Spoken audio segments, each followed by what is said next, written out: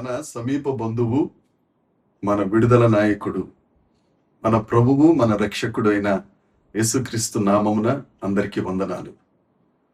దేవుని రక్తము చేత కడుగబడి దేవుని నామములో పాపముల నుంచి విడుదల పొంది దేవుని కృపలో ఎదుగుతున్న దేవుని ప్రజలైన వారందరికీ యేసుక్రీస్తు నామమున వందనాలు.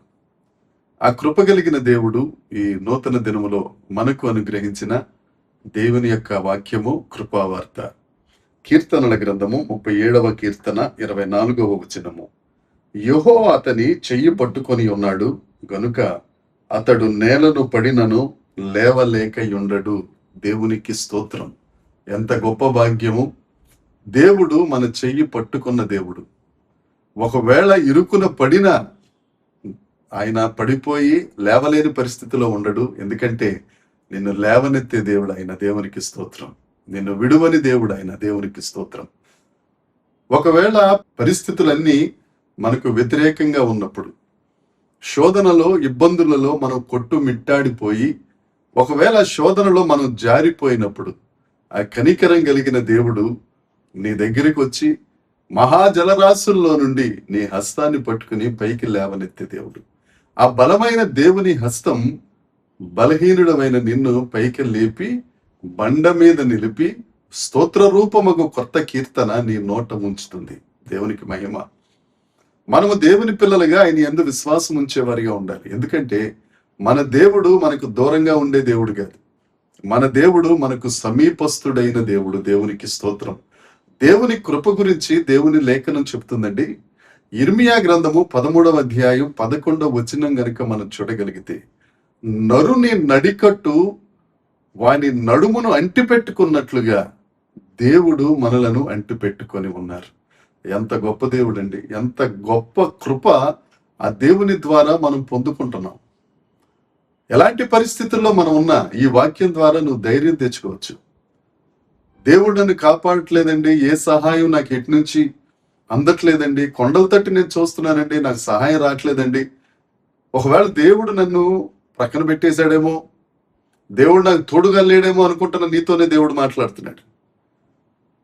ఒక నరునికి నడికట్టున్నట్టుగా దేవుడు నీకు తోడుగా ఉన్నాడు, నీకు సమీపంగా ఉన్నాడు. దేవునికి స్తోత్రం.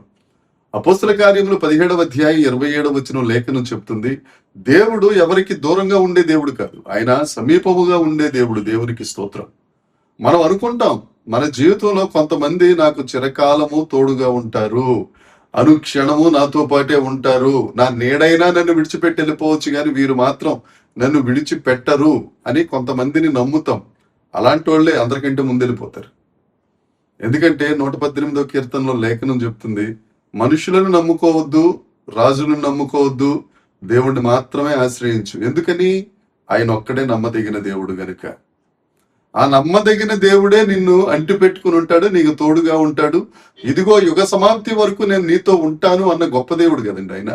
ఎక్కడికి వెళ్ళిపోతాడు నిన్ను విడిచిపెట్టి? ఆయన మాట తప్పని వాడు కదా. మనుషులందరూ మాట తప్పుటలో శ్రేష్ఠులు, వారందరూ గొప్పవారు. దేవుడు మాత్రం మాట తప్పుడు. అందుకనే ద్వితీయోపదేశ కాండం 4వ అధ్యాయం 7వ వచనంలో, ఈ దేవుడు నీకు సమీపంగా ఉన్నట్టు ఏ జనాంగంలోనైనా ఏ ప్రజల్లోనైనా ఎవరైనా ఎప్పుడైనా సమీపంగా ఉన్నారా? మన దేవుడు మనకు సమీపంగా ఉన్న దేవుడు. మన దేవుడు మనల్ని విడిచిపెట్టని దేవుడు. ధైర్యం తెచ్చుకో. ఈ మాటల వలన నువ్వు నమ్మకం కలిగి ఉంటే, ఈ మాటల యందు, ఈ దేవుని యందు విశ్వాసం ఉంచితే నువ్వు కృంగిపోయే పరిస్థితి నీ దగ్గరికి రాదు.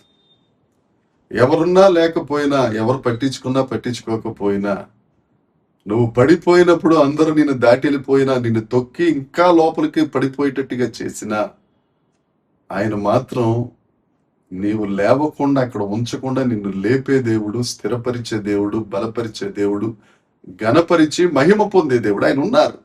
ఆయన సజీవుడు, ఆయన పునరుద్ధానుడు. ఆయన దేవునికి స్తోత్రం. ఆయన మాట్లాడే దేవుడు, నీతో మాట్లాడుతున్నాడు ఆయన.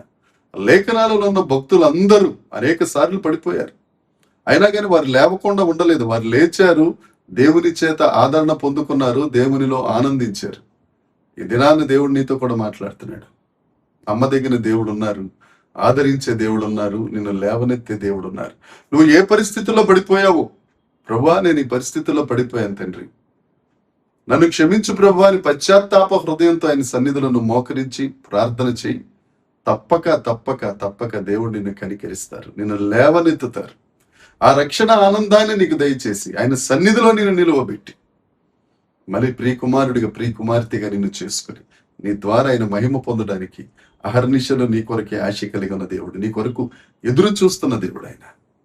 నువ్వు దాటి వెళ్ళిపోతున్నావు తప్ప ఆయన ఎప్పుడు నిన్ను దాటి వెళ్ళిపోయే దేవుడు కాదు, నిన్ను విడిచిపెట్టే దేవుడు కాదు. నరునికి నడికట్టున్నట్టు నీకు ఆయన తోడుగా ఉండే దేవుడు. దేవునికి స్తోత్రం. అట్టి దేవుని కృప మనం అందరము పొందుకొందుదుముగాక. దేవుడు మనలందరినీ ఆశీర్వదించునుగాక. ఆమేన్. ప్రార్థన చేసుకుందాం. పరలోకమందున్న మా తండ్రి, పరిశుద్ధుడా, కృప కలిగిన దేవా, మేము పడిపోయినను మమ్మను లేవలేకుండా ఉంచే దేవుడవు కాదు, మమ్మల్ని లేవనెత్తే దేవుడవు.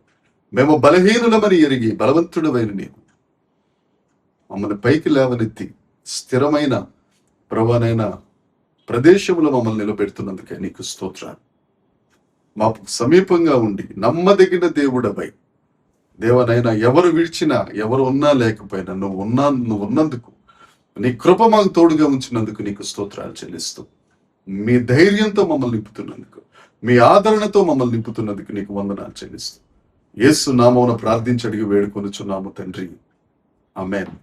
దేవుని కృప మనందరికీ తోడై ఉండునుగాక. ఆమేన్, ఆమేన్, ఆమేన్.